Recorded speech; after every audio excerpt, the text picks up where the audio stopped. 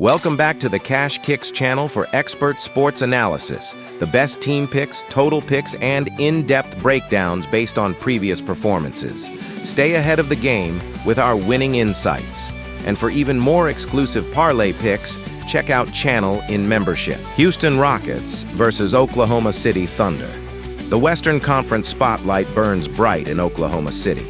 The Thunder sit atop the Northwest Division at 40-12, first in the West, defending home court with authority at 22-4. The Rockets arrive at 31-19, second in the Southwest, 14-13 on the road, pushing to solidify playoff positioning and extend their momentum.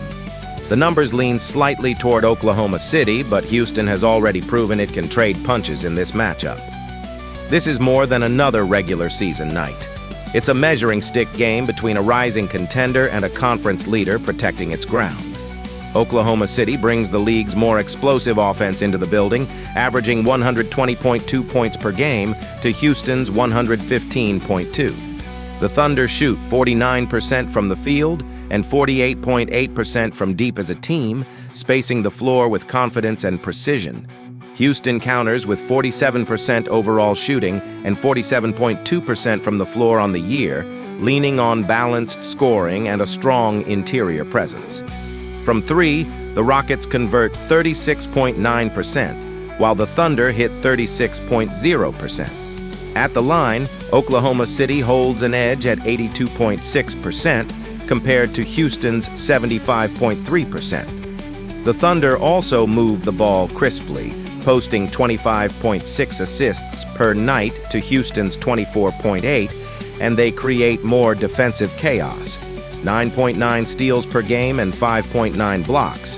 Houston answers with 49.0 rebounds per contest, controlling the glass more consistently than Oklahoma City's 43.7, while also protecting the rim with 5.8 blocks. Turnovers are nearly even, 11.8 for the Thunder, 14.2 for the Rockets, but Oklahoma City's efficiency amplifies every possession. Individually, the duel starts with Kevin Durant, averaging 26.0 points on 50.9% shooting and 40.4% from three, while adding 4.4 assists and 5.4 rebounds. Alperen Sengun fuels the interior with 20.9 points, 9.4 rebounds, and 6.2 assists, a hub who bends defenses with patience and touch. For Oklahoma City, Shai Gilgeous-Alexander is operating at an elite level, 31.8 points per game on 55.4% shooting, 6.4 assists, and 4.4 rebounds, paired with 89.2% at the line. Chet Holmgren anchors both ends with 17.7 points, 8.5 rebounds, and 2.0 blocks, giving the Thunder vertical spacing and rim deterrence. The defining theme, Houston's rebounding muscle versus Oklahoma City's offensive efficiency and perimeter precision. Recent form adds texture.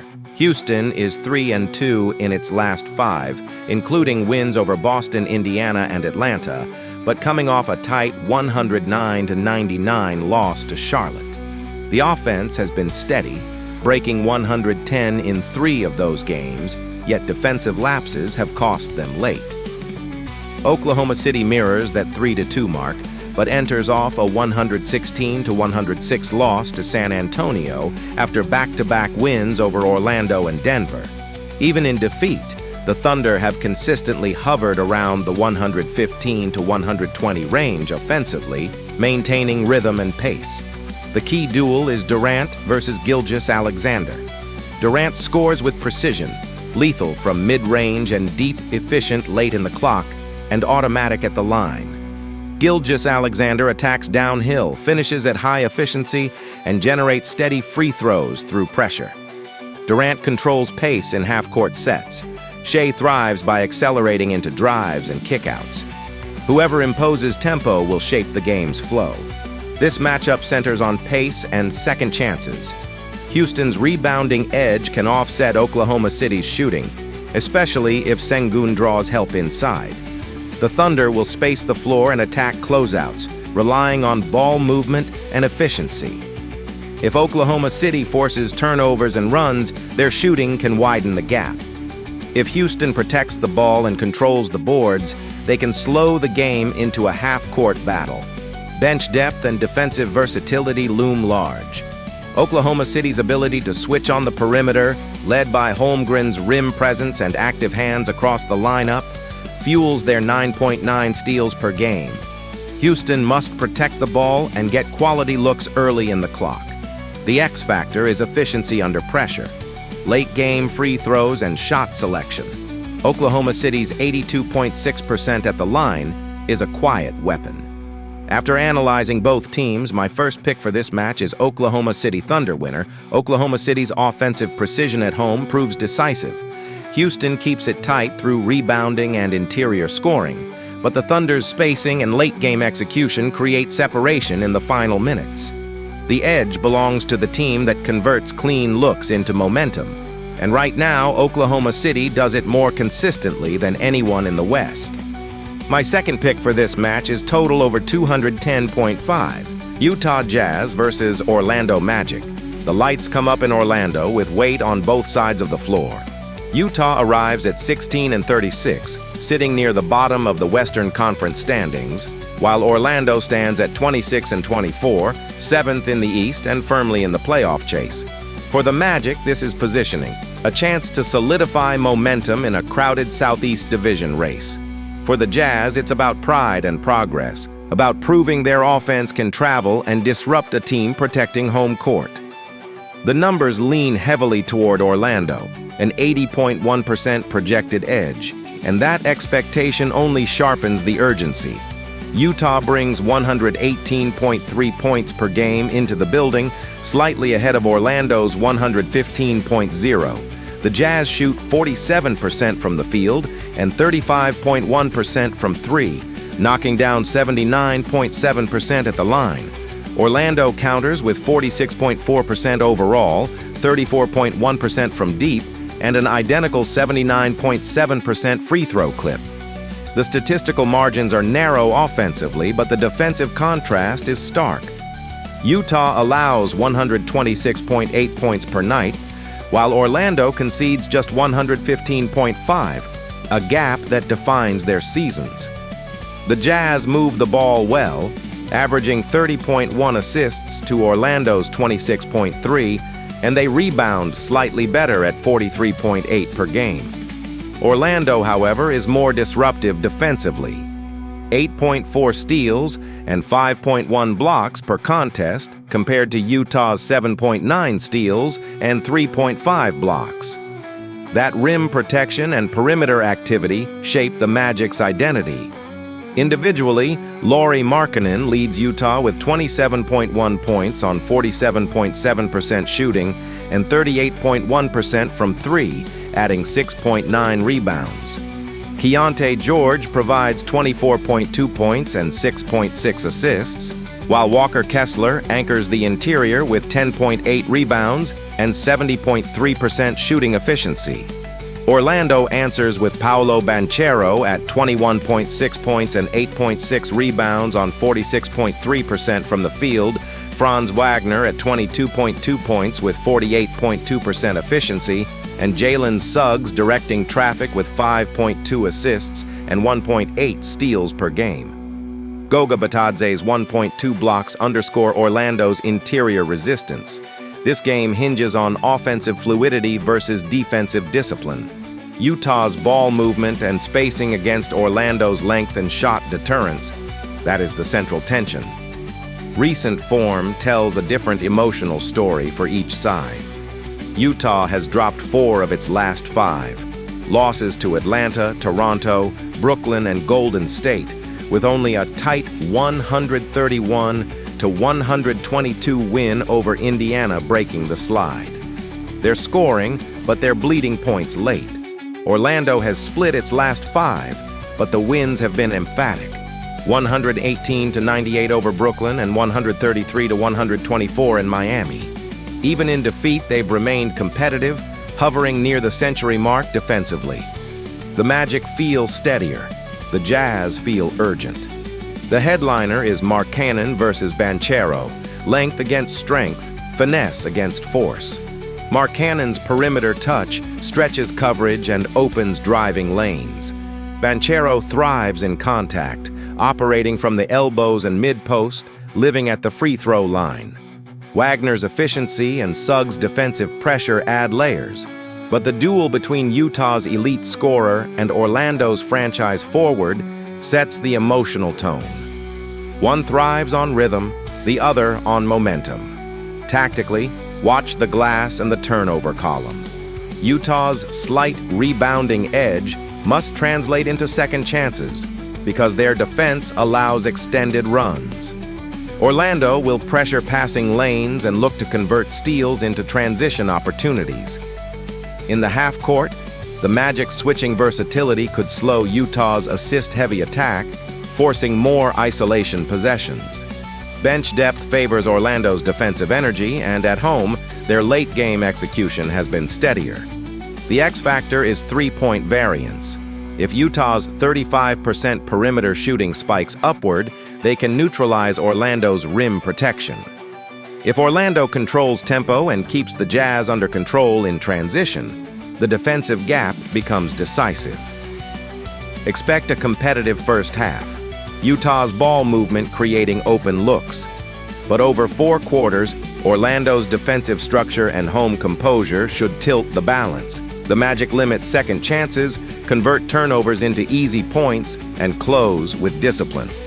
After analyzing both teams, my first pick for this match is Orlando Magic winner. The edge belongs to the team that defends with purpose and finishes with control. And right now, that's Orlando. My second pick for this match is total over 234.5. Denver Nuggets versus Chicago Bulls. The stakes are sharp in Chicago. Denver enters at 33-19, sitting second in the Northwest Division and fighting to steady themselves after a 3-game slide. Chicago stands 24-28, third in the Central, clinging to postseason relevance and protecting home floor at the United Center. The numbers lean heavily toward Denver, a commanding 76.5% projected edge, but this is more than percentages. It's a Western contender trying to halt a stumble against an Eastern team desperate to climb.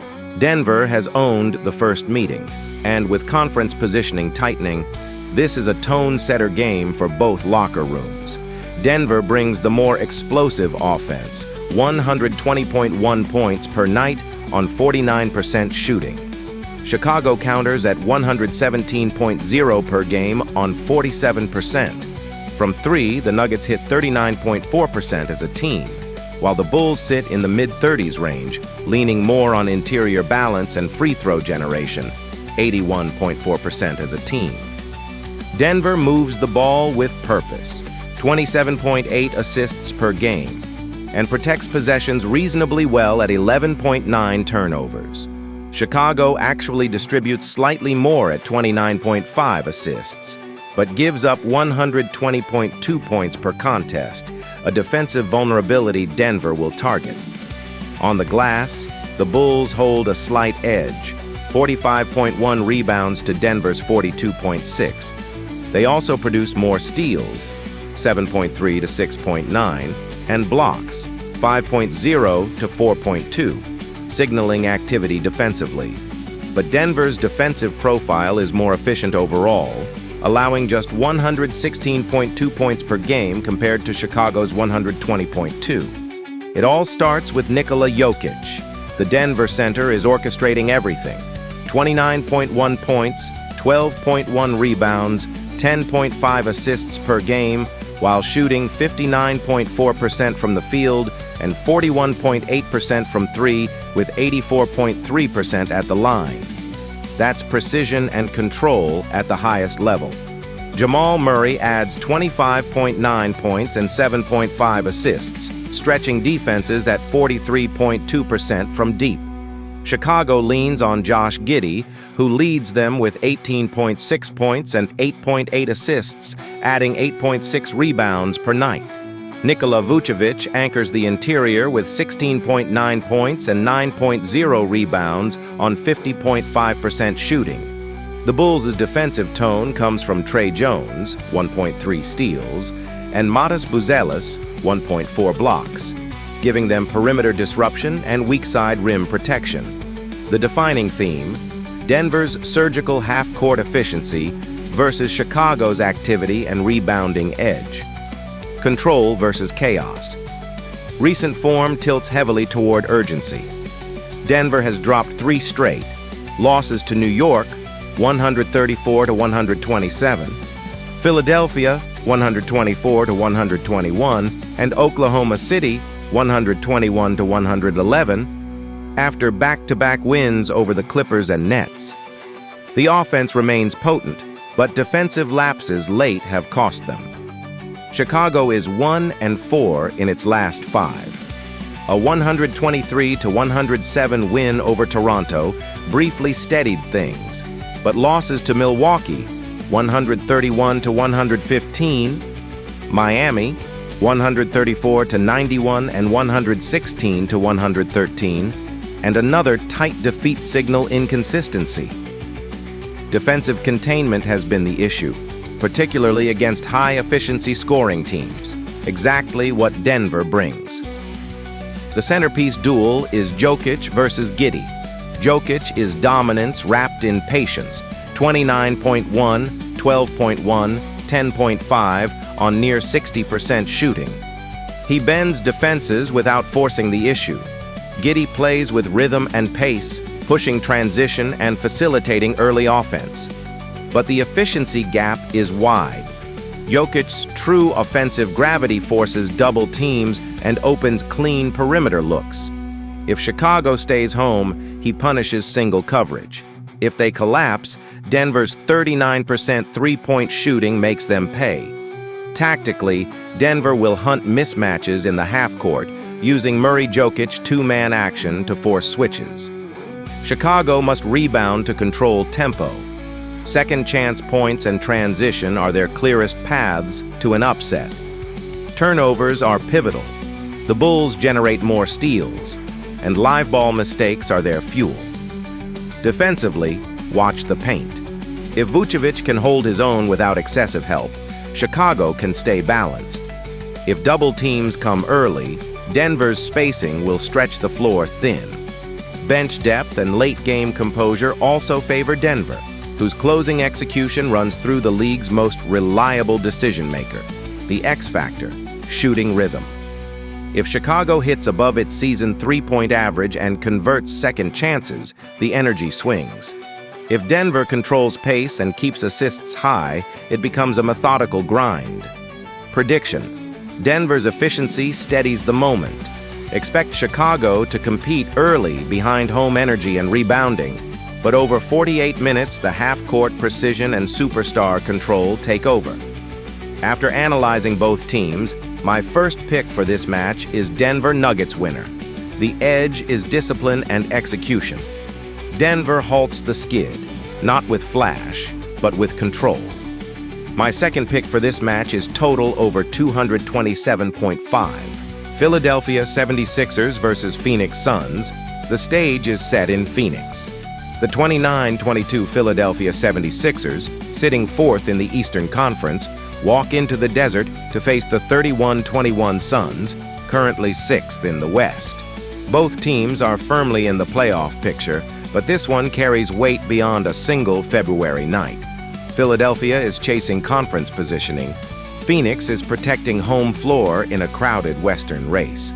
The numbers suggest it's razor thin. Philadelphia enters with a slight statistical edge, just over a 52% lean, but Phoenix already owns a 1-0 advantage in the season series after a 116-110 win in Philadelphia. This is more than a rematch. It's a response opportunity. Philadelphia averages 116.8 points per game, slightly ahead of Phoenix's 113.8. The 76ers allow 115.4, while the Suns give up 111.4, a subtle but meaningful defensive advantage for Phoenix. Both teams shoot 46% from the field, but the structure of their scoring differs. Philadelphia generates 25.1 assists per game to Phoenix's 24.9, and they control the glass at 43.5 rebounds per contest compared to the Suns' 43.0. Defensively, the Sixers produce 5.7 blocks and 9.1 steals per game. Phoenix counters with 4.1 blocks, but a more disruptive 10.3 steals. Tyrese Maxey fuels Philadelphia's offense at 28.8 points and 6.9 assists per game, shooting 47.2% from the floor, 38.4% from three, and an elite 88.7% from the line. Joel Embiid adds 26.4 points and 7.4 rebounds on 49.4% shooting, anchoring both ends with 1.1 blocks per night. Andre Drummond controls the glass at 8.8 rebounds, while Maxey also leads the team with 2.0 steals. Philadelphia's identity is balanced, scoring with rim protection and pace through Maxey's tempo. Phoenix leans on Devin Booker's 25.4 points and 6.2 assists per game.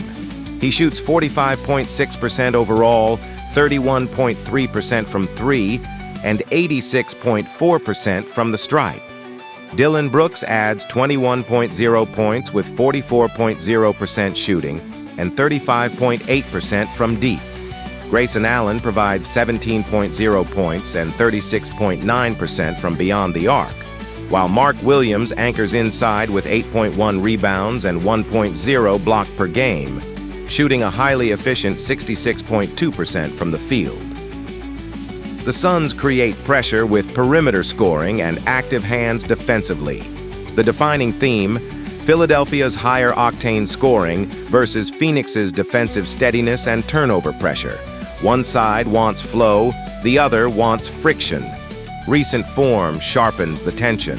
The 76ers are 4-1 in their last 5, beating Golden State 113-94, the Clippers 128-113, New Orleans 124-114, and Sacramento 113-111. Their only stumble came in a 119-115 loss to the Lakers. They've consistently pushed past 113 points and shown late-game control. Phoenix is also 4-1 in its last 5, including wins over Golden State 101-97, Portland 130-125, Cleveland 126-113, and Detroit 114-96. The lone blemish was a 117-93 loss to the Clippers.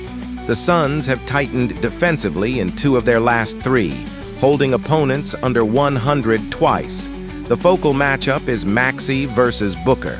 Maxey brings speed and perimeter efficiency, attacking off the dribble and finishing strong at the line. Booker counters with polished footwork, mid-range control, and playmaking balance. Maxey offers explosive scoring upside. Booker provides steadiness and tempo control. Whichever guard consistently gets downhill will shift the game's tone. Tactically, watch the rebounding battle. Philadelphia's slight edge on the glass could generate second-chance points against a Suns team that prefers half-court control. Turnovers are another swing factor.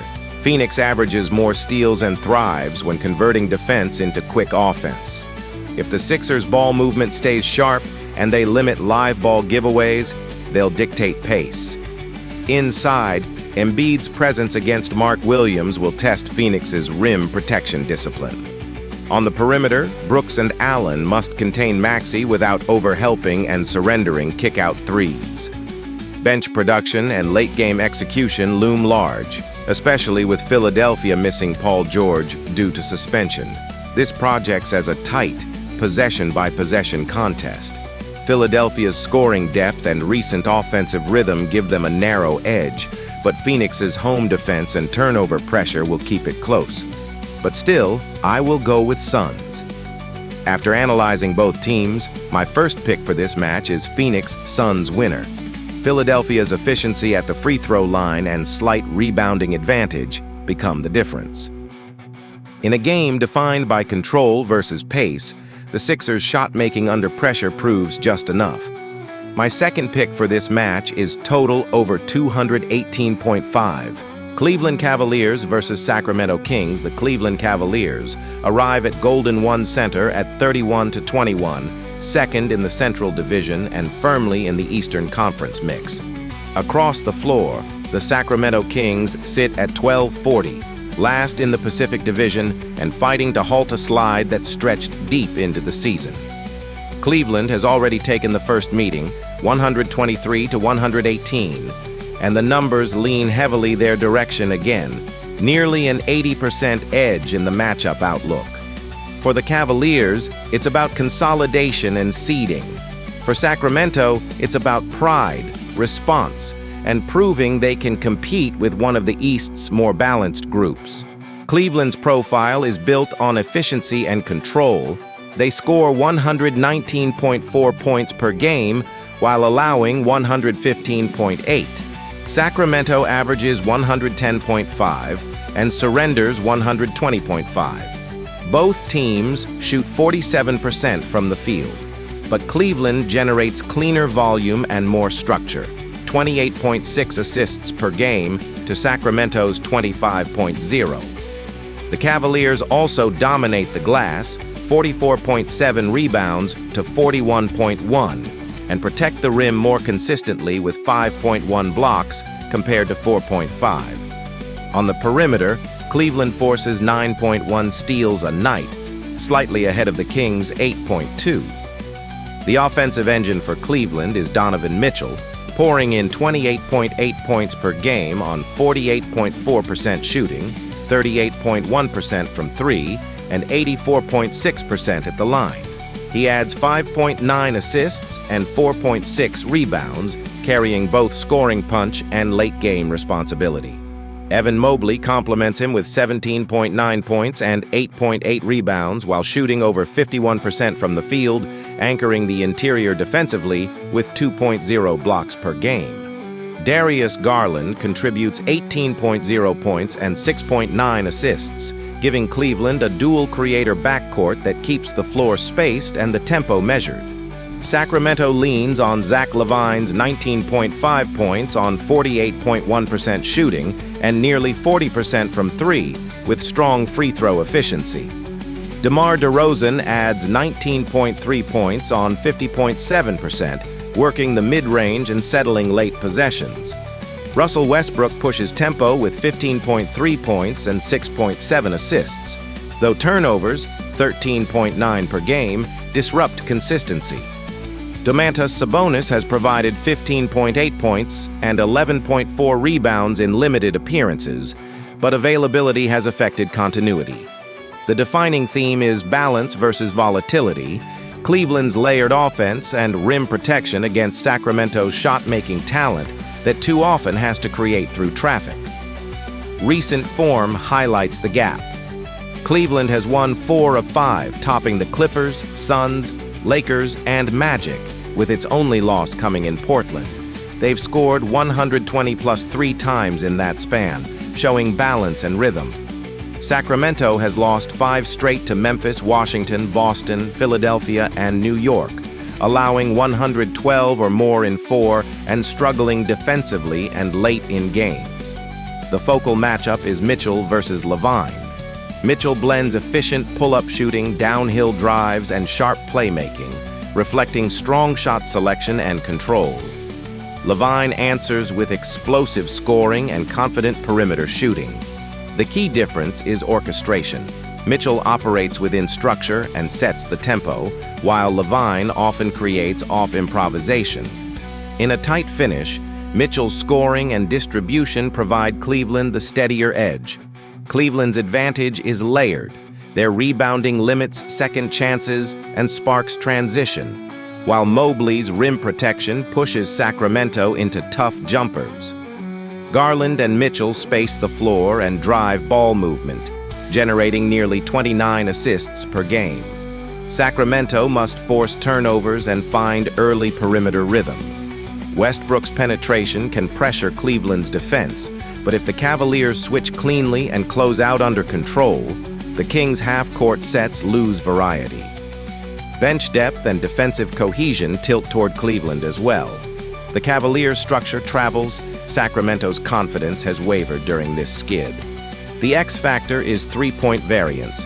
If Levine and DeRozan combine for a high-efficiency shooting night and Westbrook pushes pace into early offense, the Kings can keep contact. But if Cleveland controls the glass and tempo, the game settles into their preferred rhythm. The expectation is measured pace, with Cleveland gradually asserting control. Their balance, assist rate, and interior defense should generate separation over 4 quarters. Sacramento will compete, especially at home, but the Cavaliers' efficiency and composure carry more weight. After analyzing both teams, my first pick for this match is Cleveland Cavaliers winner. Final score: Cavaliers 118, Kings 109. Cleveland's depth and defensive stability close the door, reinforcing their place in the Eastern race, while Sacramento continues searching for answers. My second pick for this match is total over 230.5,